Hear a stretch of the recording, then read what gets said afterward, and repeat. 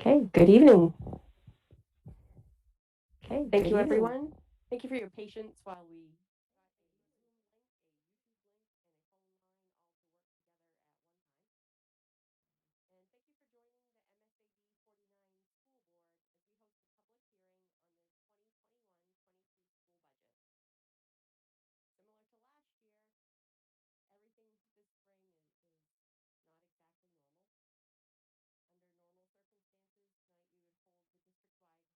budget meeting with registered voters voting on each article.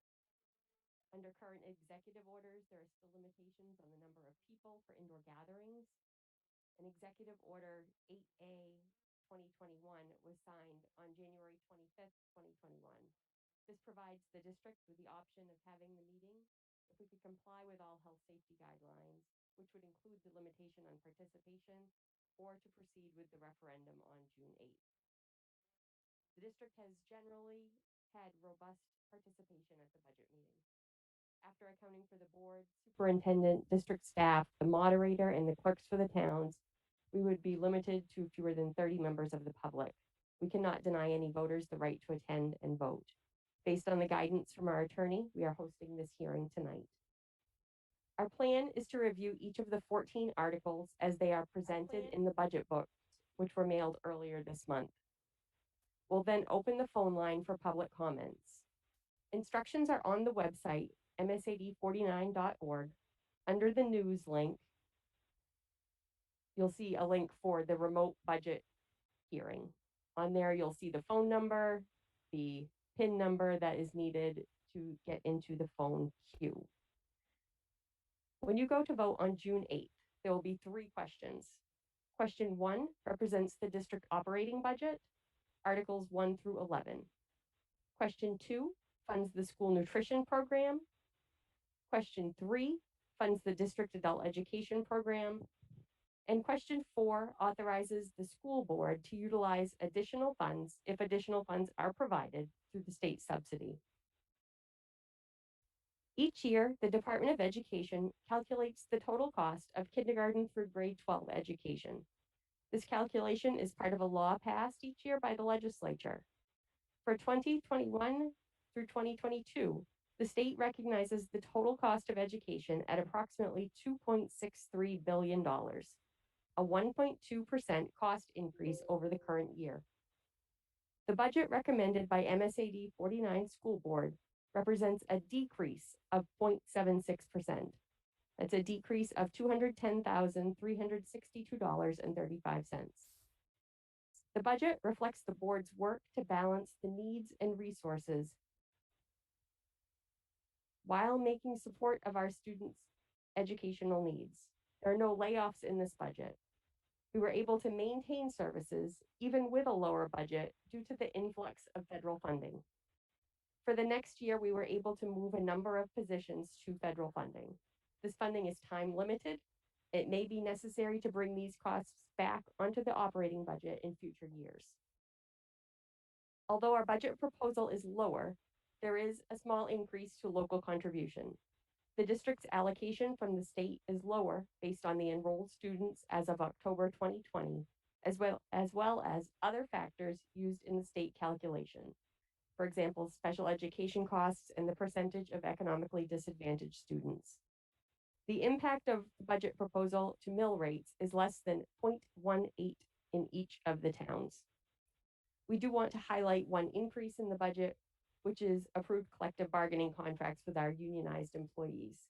85% of our employees, teachers, education technicians, and support staff are covered by collective bargaining agreements.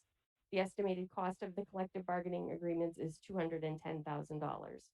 Additionally, our health insurance premiums increased by 3.99%.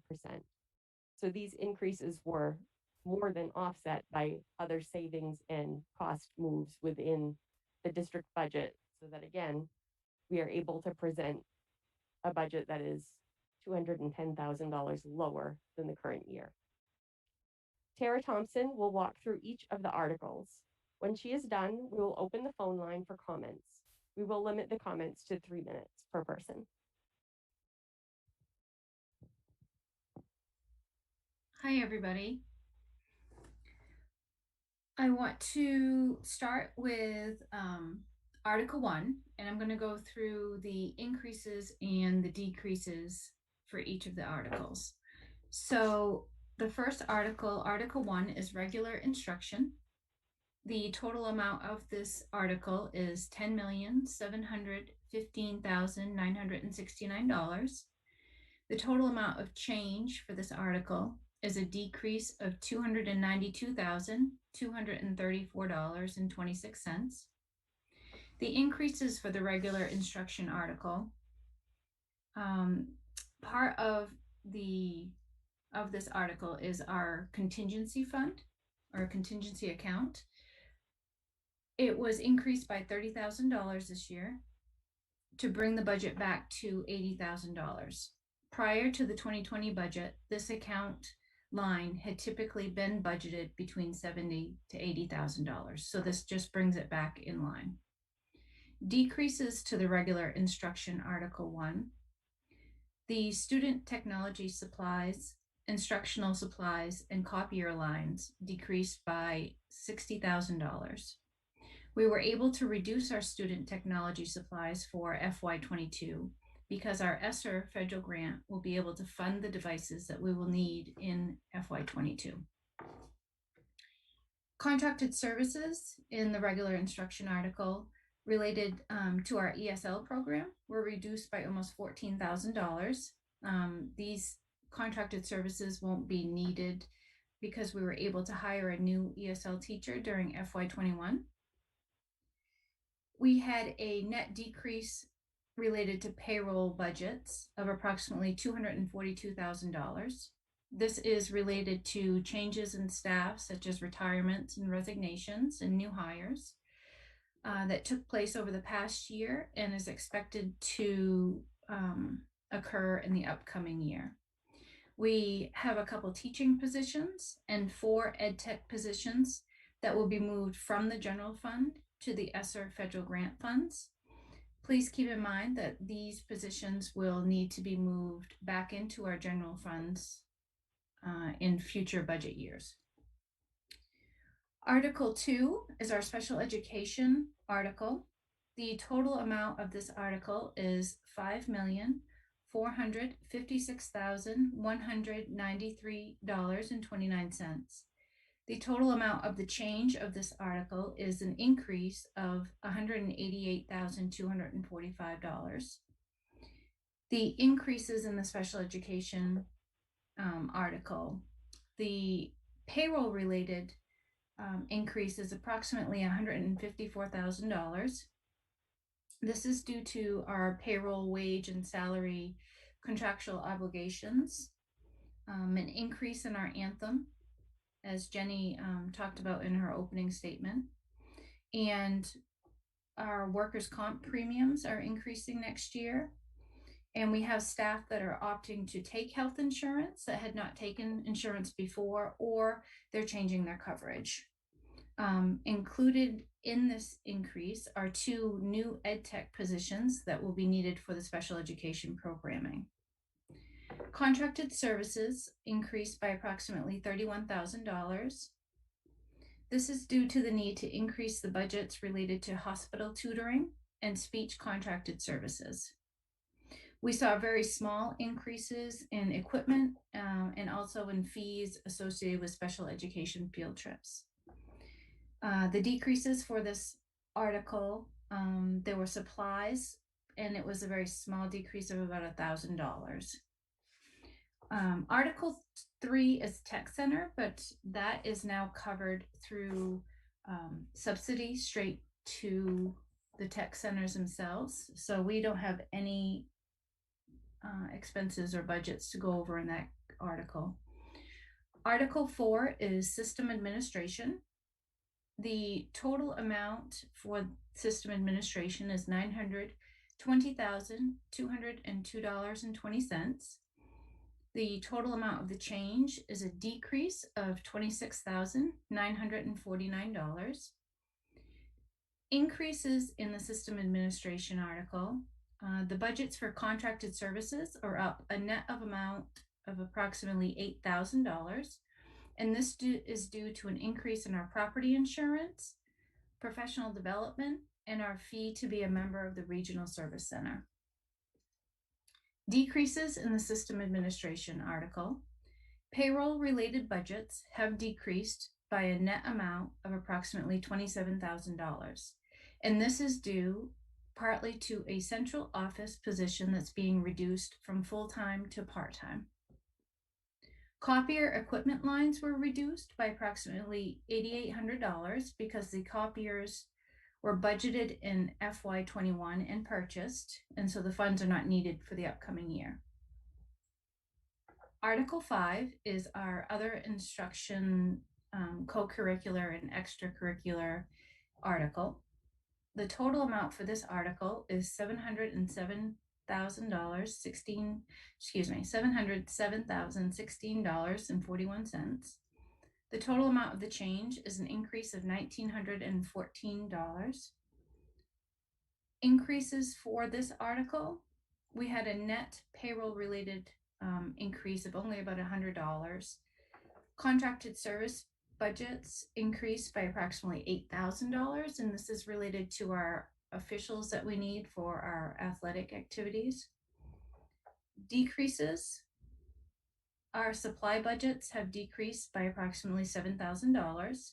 This is mainly due to the supply budgets being adjusted to be more in line with our actual expenditures based on historical data. Article 6 is our support services article.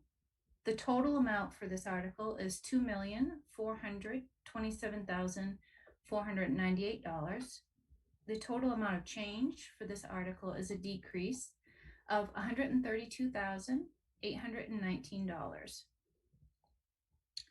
Increases for the support services article includes contracted services, which are up about $24,000. This is related to professional development, faculty training and technology related maintenance and repairs. Supply budgets for the support services are up approximately $7,000, and this includes supplies for nurses, guidance, and libraries. Decreases for our support services article. Payroll related expenses are down approximately a net amount of $107,000. This is due to some cost savings related to changes in staff, but the largest factor resulting in the decrease is that we will be moving 2 nurses from the general fund to the ESSER federal grant funds. Again, please keep in mind that these positions will need to be placed back into our general fund budgets in future years.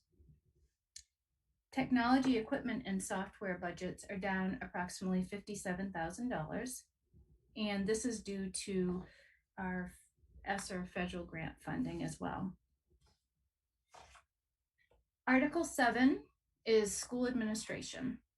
The total amount of this article is $1,498,299. The total amount of the change is an increase of $18,661. The increases for the school administration article include payroll related expenses, which are up approximately $17,000. This is due to the increase in the Anthem premiums, the workers' comp premiums, and the 1% wage increase that we budgeted. Equipment budgets are up approximately $2,000, and this is related to furniture and technology needs within the school administration article. Supply budgets for this article have been reduced by almost $2,000. Article 8 is our transportation article. The total amount of this article is $1,929,725. The total amount of change is an increase of $45,010. Increases, payroll related expenses have increased approximately $71,000. The increase in payroll expenses is due to a change in staff expense distribution, the increase in health insurance and workers' comp premiums for FY22, the hourly wage increase, and employees opting into different health insurance plans.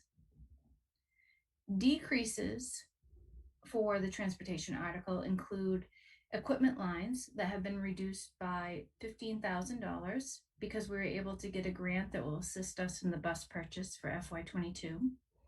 The supply lines associated with our fuel, our gasoline and diesel lines, were reduced by almost $15,000. Article 9 is our facility and maintenance article. The total amount for this article is $3,978,323. The total amount of the change is a decrease of $12,191. The total increases in the facility and maintenance article, we had contracted services, which includes our insurance.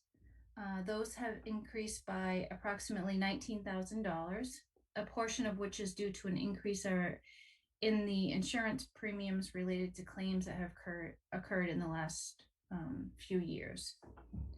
The supply budgets have increased by almost $5,000, and this is primarily related to the costs of electricity, oil, and natural gas. Decreases for the facility and maintenance article. We've seen a decrease of payroll for approximately $36,000. Again, this has to do with change in staff expense distributions.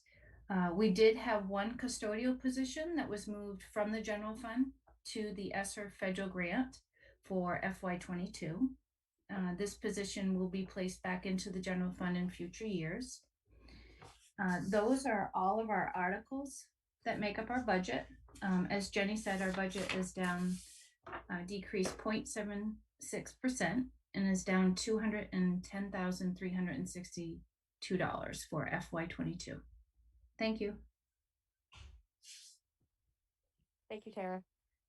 I do want to read the referendum articles as they will actually appear on your budgets on June 8th, just so everyone has those in mind.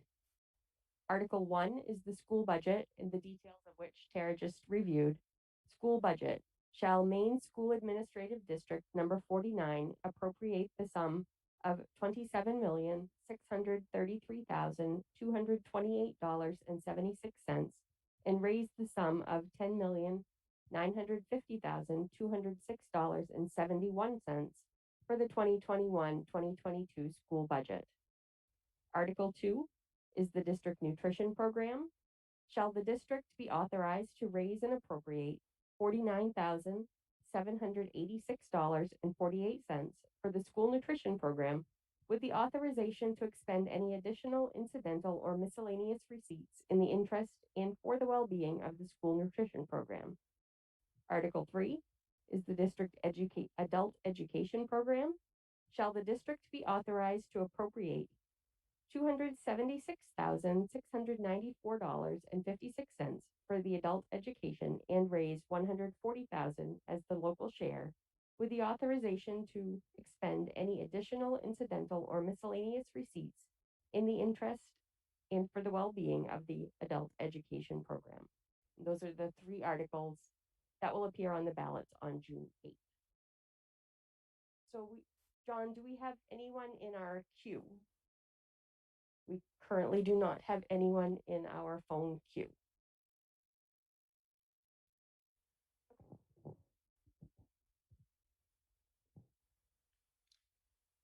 Thank you, Jenny.